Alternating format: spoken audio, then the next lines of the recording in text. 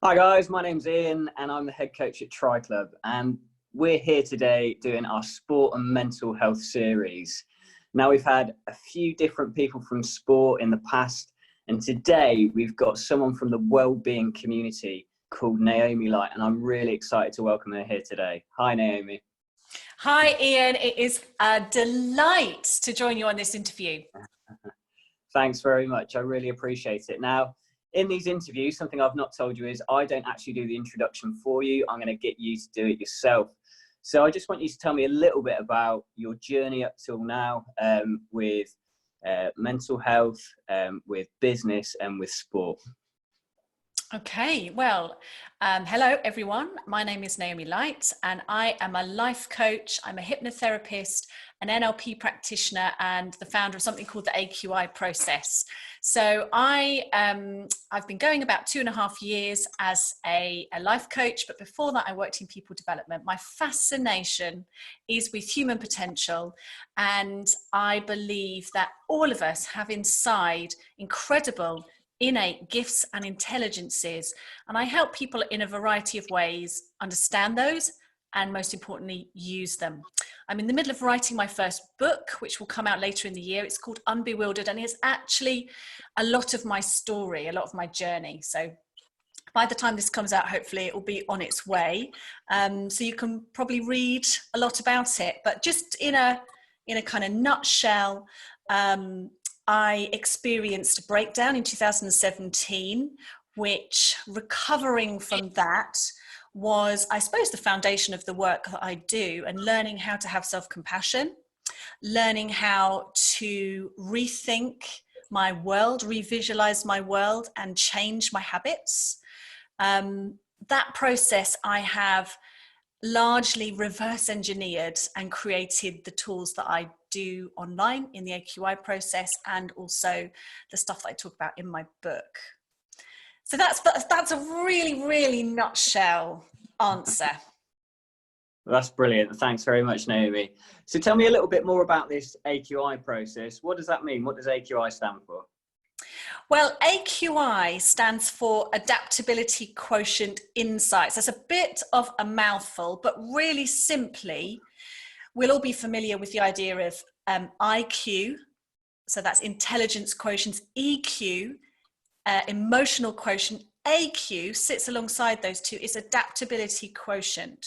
So it's the intelligence we have to adapt our thinking, our behaviors, our feeling, our choices to the environment that we're in.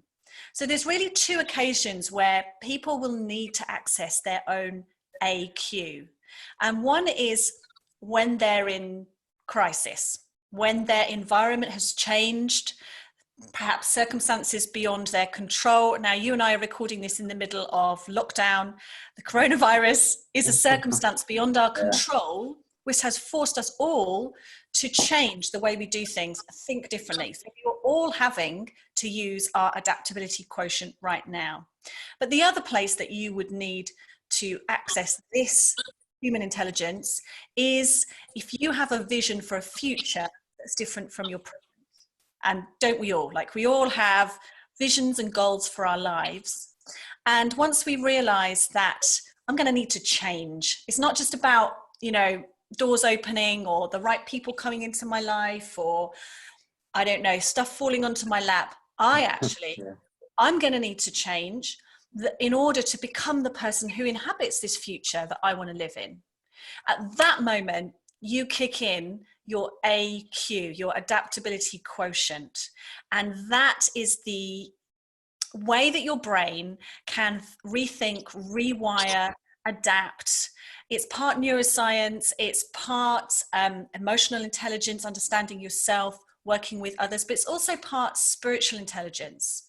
And that simply, to me, that means any system you belong to, any bigger thing that you're part of that gives your life meaning and context. And that might be, a belief system that we all would recognize, or it just might be the way you see the world, the meaning you subscribe to your existence, whatever gives you that larger sense of being, and often comes with those really incredible qualities that enlarge our hearts of peace and love and compassion and connection.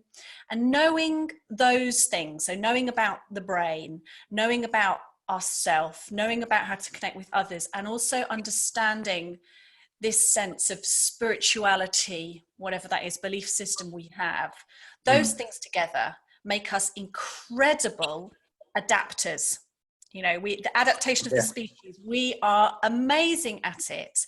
And actually, Ian, I find in working with people that what people can achieve in terms of personal growth, moving out of their comfort zone, breaking through the barriers, achieving the goals and dreams that perhaps they, not even in their wildest dreams, did they think they could. Well, all the time, it's happening all the time. I get in conversations with people, I have the wide-eyed moments, or people write me emails and say whatever it is for them, that they have adapted from the inside out. They have become the person who can live in the future that they want to live in. That's brilliant. That's something that I've experienced with this YouTube series, is stepping out and doing something a little bit different. It's quite vulnerable, isn't it, when you're talking on camera and you're talking about mental health. Admittedly, it's me asking the questions, so I'm on the slightly safer side, but that sounds like an incredible process. So what physical and mental challenges have you experienced which you've overcome over the last few years? Because you mentioned obviously a breakdown. Yeah. How have you used sport and exercise to help you there? Okay, I'll answer that in two parts. So I'll talk about some of the overcoming, and then I will talk about, I'm going to talk about movement and exercise, because I am not a sportswoman. So I do think physical exercise is really important, but just the way it works for me is I have never been into sport. I'm not sure I ever will. So let me just answer the first bit of that. So I mentioned my breakdown in 2017. It happened on a Tuesday afternoon, and it came as a flood of negative emotions, grief, hopelessness. I became very quickly quite suicidal, just from a realization that I couldn't cope with my marriage anymore. I've been married to a wonderful man called Nick for 14 years nearly, but we were having a really difficult time, and we had both done everything we felt we could to fix our relationship. We both deeply loved each other. We're committed to our 3 children, but we were in a lot of pain emotionally and mentally, and both of us were experiencing a lot of symptoms of mental illness. Perhaps I wouldn't have phrased it like that at the time, but I was highly anxious, not really functioning, and my body literally couldn't take any more, and it stopped working. For me, it was an emotional and a mental burnout, but it could just have easily have been a physical burnout. I was putting too much pressure on all my systems, and they couldn't cope, and I just lost the plot. I had very little feelings of normality, both in terms of my thoughts and my emotions, and also very little positivity. I felt really hopeless. So I did all the things that you would do, went and found some professionals. I went and talked to a doctor. I cut things out of my life. I reassessed my priorities. And I think I stopped taking my marriage for granted and thought, you know what? We may not make it. That will be okay. But as long as we both still want to, let's try. So we then, this is a journey of until now, really, where we saw some couples therapists, we all got some help. And I stopped the work I was doing at the time as an interior designer, took a break, and began to discover that this whole world of mental well-being, of personal development, has always been a fascination of mine. And out of that process, began to coach people. Just at first, just my friends. Started to write some blogs, and as people received it well, I went on and got qualifications to be able to do this professionally. So your second part of the question is, where does movement and exercise come into that? Well, I wanted to understand my brain. I wanted to understand why my thoughts were so chaotic, why I had so many overwhelming negative emotions, why I had suddenly stopped functioning. So I read, and of course, as you will expect, I came across a lot of literature about the brain particularly the autonomic nervous system, and about how exercise is powerful in changing our brain chemistry and rewiring our brain. I looked at the whole area of neurogenesis, the creation of new brain cells, because I knew I needed to change the way I thought. And also BDNF, which is a powerful complex that does amazing things that I couldn't explain to you how it works. This is all way too complicated. But I understood enough to know I must move. I must move more. But for me, I didn't want to get locked into a rigid way of doing things. I didn't particularly want anybody to tell me how to do this. So I didn't engage, a health coach or go to the gym, but I started to walk and run and do home exercise videos.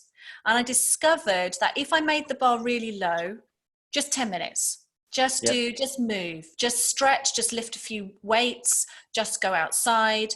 If I did 10 minutes a day, that I felt great about what I could achieve. And so long as I didn't get carried away and start comparing myself with other people, I just remembered to be me, and I remembered to enjoy moving. Because that's a killer for me. If it's hard work, if it's boring, oh my goodness, if it's boring, if it's something I feel I have to do, feels it dead. Yeah. But so long as I could remember, I love my body. I'm worth taking care of. I have an incredible future that's going to require me to be healthy and well. This is why I'm going to put my trainers on. It's only 6:30, but I'm going to put my trainers on and I'm going to go outside. I'm going to run. It doesn't matter whether I run for 2 minutes or 20 minutes. I'm going to do something. And that pattern of thinking, in fact, this morning, I lay in bed and thought, oh no, do you know what? I don't think today I'm going to do anything. By the time I got up, I said to the girls, do you fancy going for a run? My girls are 9 and 6. And they initially said no, but I just wanted to. It just was like the pure joy of being on the road, of running, of feeling the fresh air on my face. And in the end, they both came and we had a little run. Do you know, but it needs to be fun. It needs to be relational. It needs to be free.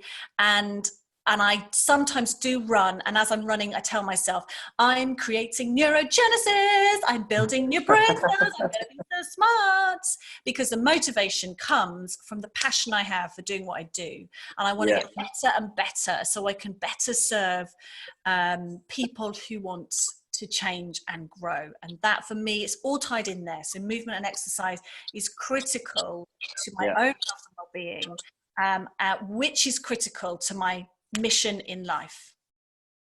That's incredible. What a journey. Wow. And thank you so much for sharing. Like, that's such a vulnerable story, and I really appreciate that.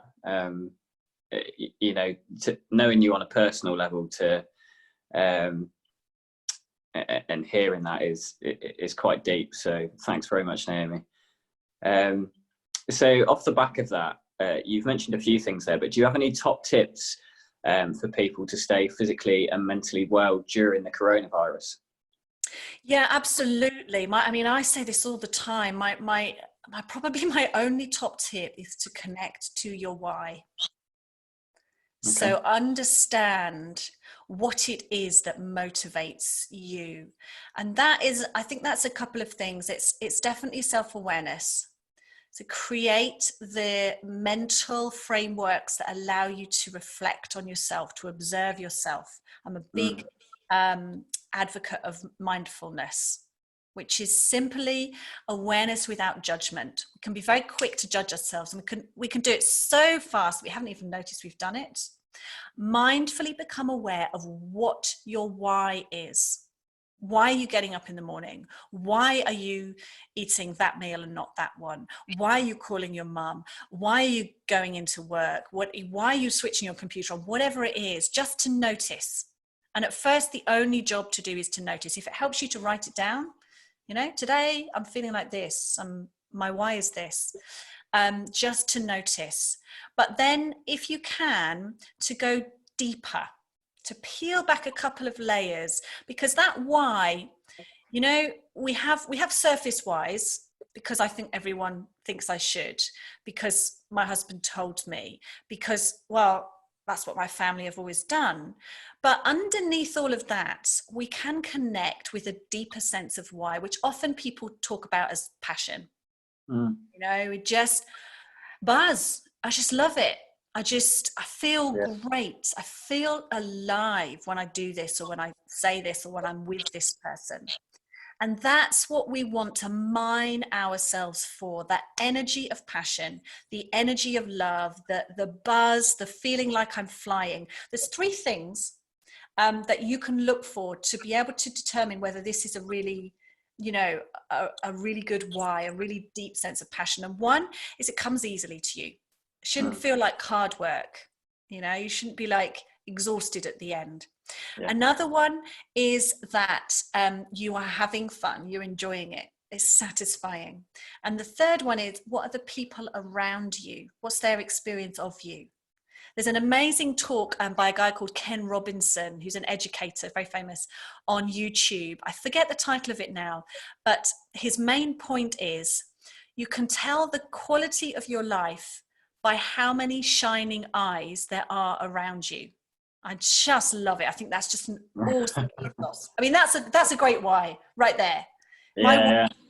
How many shining eyes are there around you? I mean, he's probably thinking about looking out over a classroom of kids with their eyes, you know, just on fire. But for me, I think that those three things, how natural is it? How do I feel doing it? And what's the responses of people around me when I do those things? If you could tick those two boxes, you're getting pretty close to your sense of why. And then live as much as you can out of that purpose, that energy, that place of motivation and buzz, that why. And really be rigorous with yourself. Obviously still compassionate, because we keep compassion, you know, as close in everything, but be rigorous with yourself in asking, is this connected to my why? Is this connected to my why? How much am I living today in my why?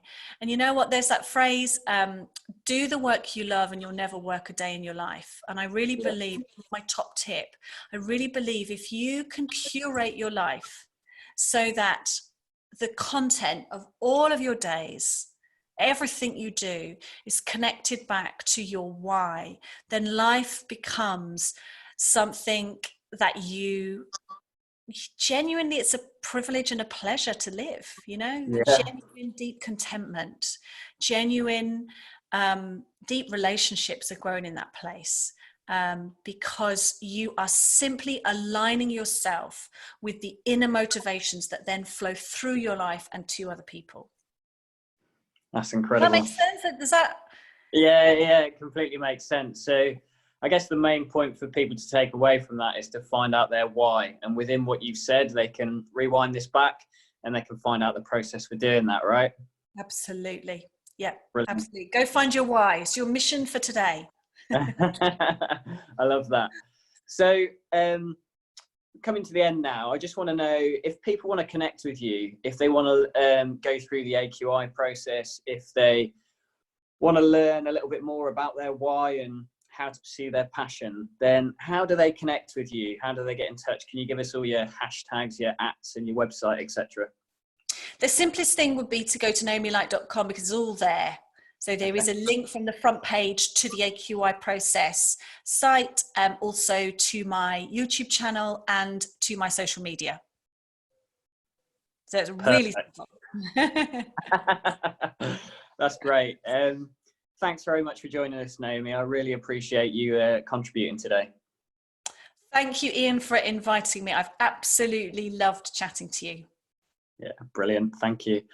And guys, there's going to be more interviews coming up over the next few weeks, so please do stay tuned. We've got a range of people from the sport and wellbeing community to help you guys through this crisis, and it's definitely helping me as well.